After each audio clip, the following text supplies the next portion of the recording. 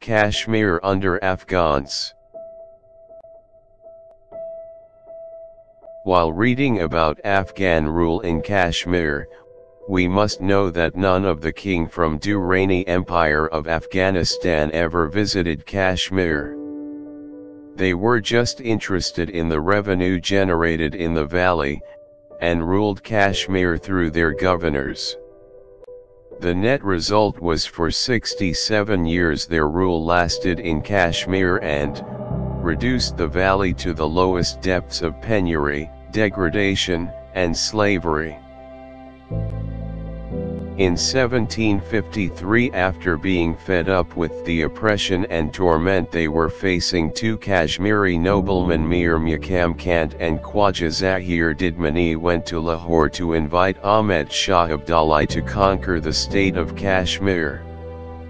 He sent a strong force of Afghans under his lieutenant Abdullah Ishqa Kasai and annexed the territory to the expanding kingdom of Abdali. Abdullah Khan Ishqa Kasai let loose a reign of terror as soon as he entered the valley. Accustomed to looting and murdering the subjected people, his soldiers set themselves to amassing riches by the foulest means possible.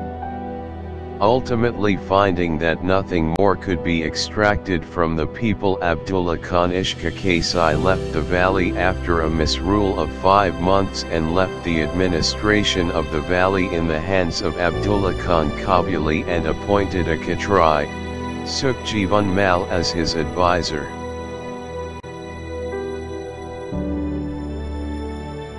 Sukhjivan Mal and one Abdul Hassan Bandi entered into a conspiracy, and after a few months' rule Abdullah Khan Kabuli and his son were assassinated. Supported by Kashmiris, Sukhjivan declared his independence in 1754 and allegiance to Mughal Emperor of Delhi. The people got a sigh of relief from Afghan tyranny because of his secular policy. On every Friday he would be present at the congregational prayers of Muslims in Jama Masjid. Meanwhile, Abdali, after suffering certain losses, re-emerged in North India after defeating Marathas in Third Battle of Panipat. On his return from Delhi he sent a punitive expedition against Sukhjivan from Lahore in 1762 under the leadership of Nordin Khan Bamze, who defeated Sukhjivan Mal and captured him. Nordin Khan Bamze, after quelling the rebellious elements in Kashmir during a year's stay, returned to Kabul, leaving the administration of the province in the hands of Buland Khan Bamze. Ahmed Shah Abdali died in 1771 and was succeeded by Timur Shah, who ruled for 20 years. One of his governor, Amir Khan Jawan Sher, constructed Amira Cattle and Sher Gadi in 1776.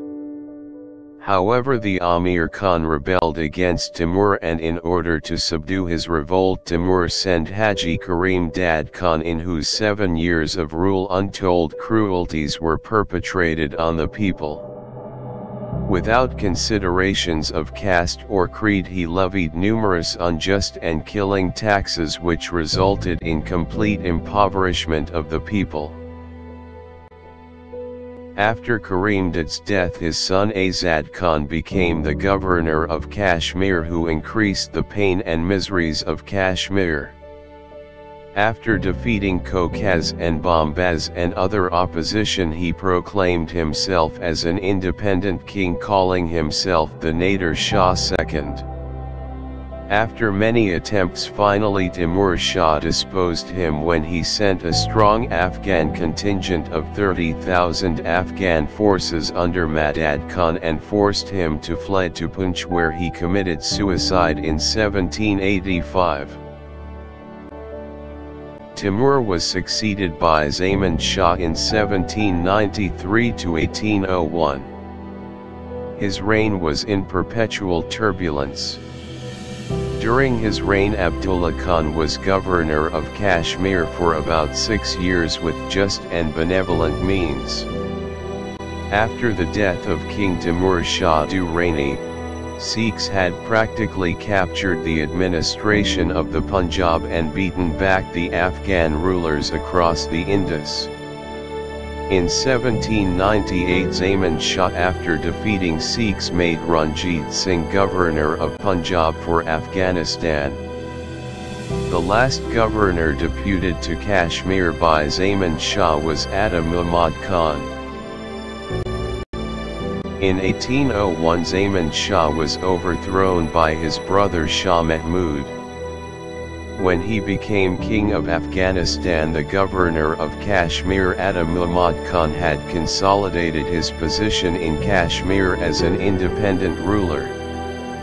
Shah Mahmud was overthrown within 2 years and Shuja assumed the title of Shah Shuja 13 July 1803, who tried to subjugate Ata Muhammad Khan but failed. It was he who built a strong fort on the Hari Parbat hill to defend the city. To gain the goodwill of the people, he struck coins in the name of Sheikh Nordin, the patron saint of Kashmir. In the meantime, Shuja was overthrown by Shah Mahmud and has to take asylum with Ranjit Singh. Mahmud Shah entrusted the government of Afghanistan to Vizier Fateh Muhammad Khan.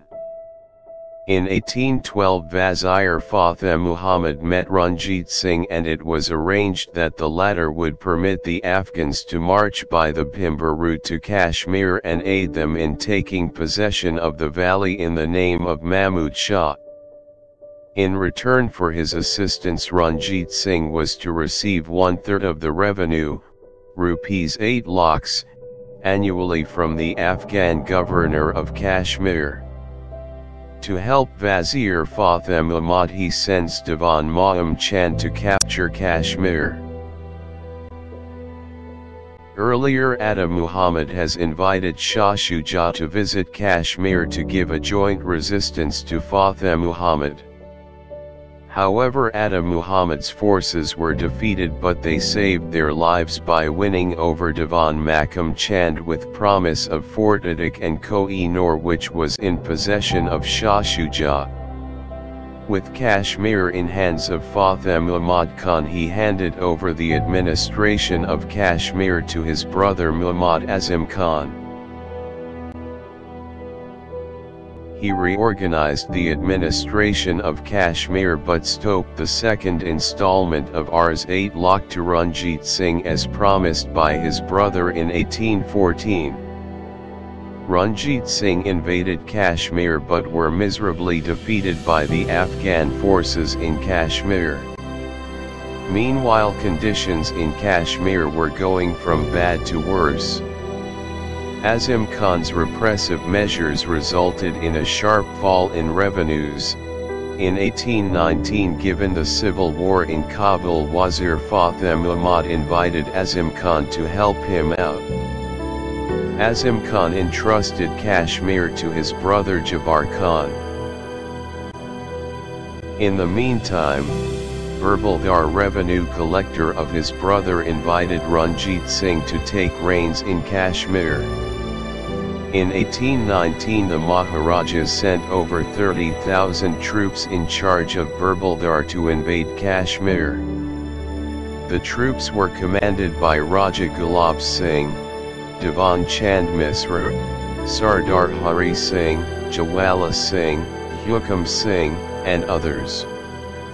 On receipt of the news of the victory of his troops in Kashmir, Maharaja Ranjit Singh bestowed robes of honors and other favors on Raja Kakdar and other nobles. Lahore was illuminated for 3 days.